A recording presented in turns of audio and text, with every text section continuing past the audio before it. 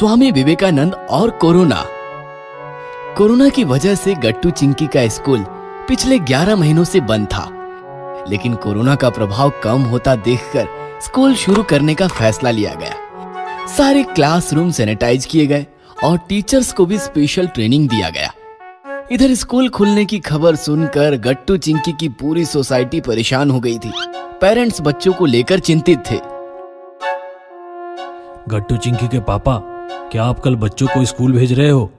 हाँ, भेजना तो पड़ेगा क्योंकि ऑनलाइन क्लास में बच्चे ठीक से पढ़ नहीं पा रहे हैं।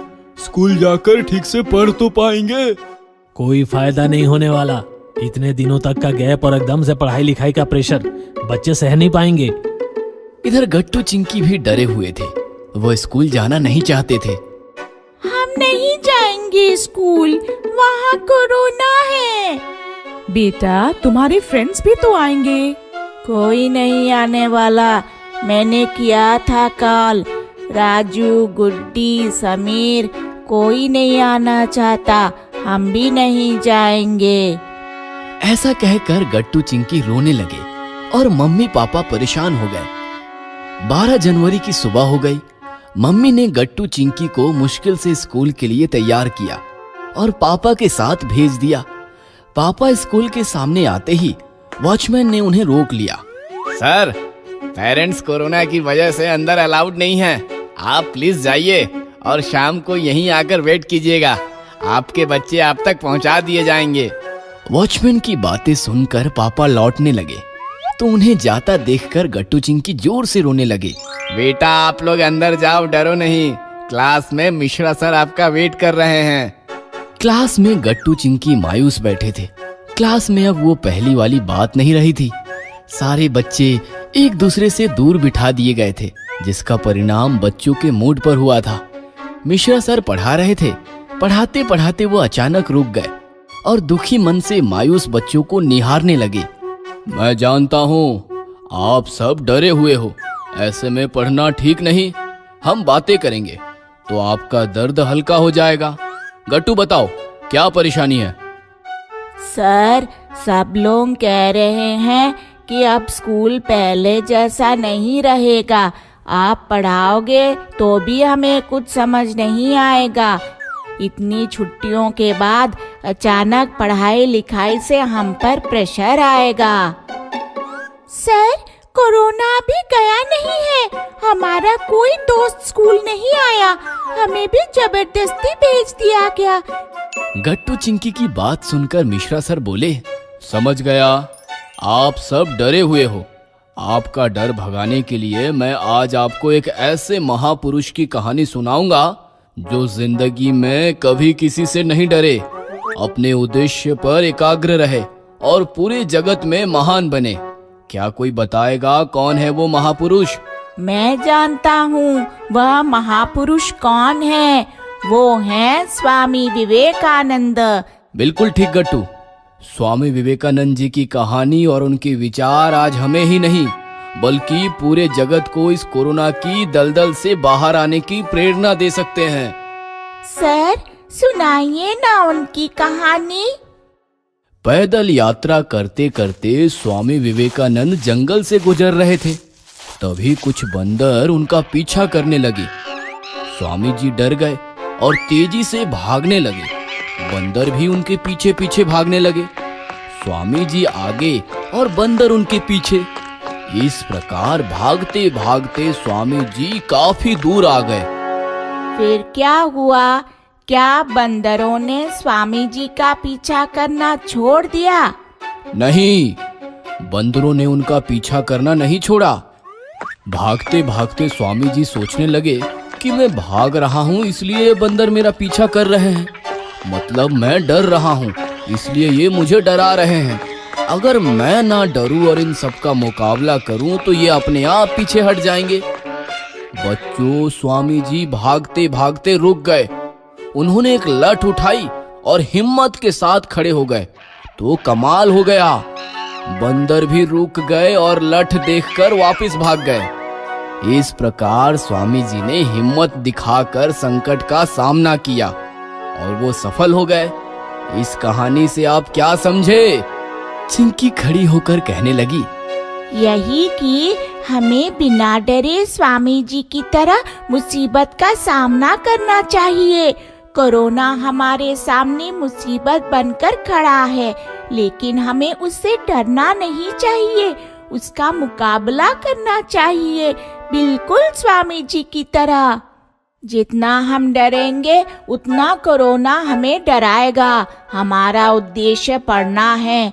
हम बिना डरे सतर्क रहकर अपनी पढ़ाई पर फोकस करेंगे तो हम हमारा लक्ष्य जरूर हासिल करेंगे।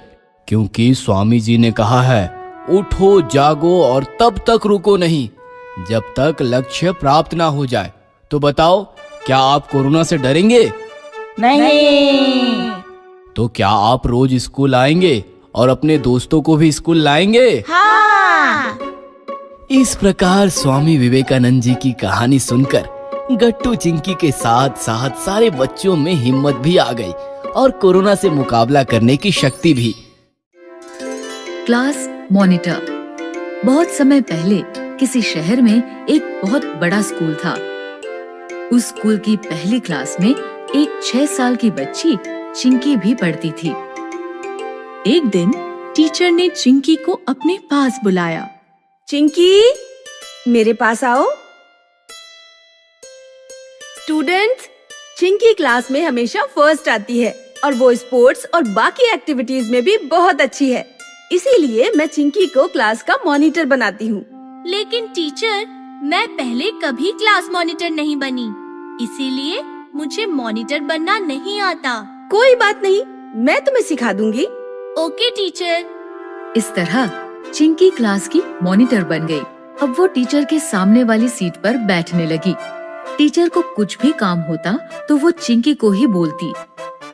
इस तरह सब सही चल रहा था। चिंकी क्लास मॉनिटर बनकर खुश थी। फिर एक दिन टीचर ने चिंकी से कहा, चिंकी, मैं किसी काम से प्रिंसिपल सर के ऑफिस जा रही हूँ। तुम क्लास का ध्यान रखना और देखना कोई भी स्टूडेंट शोर ना करे। Okay teacher.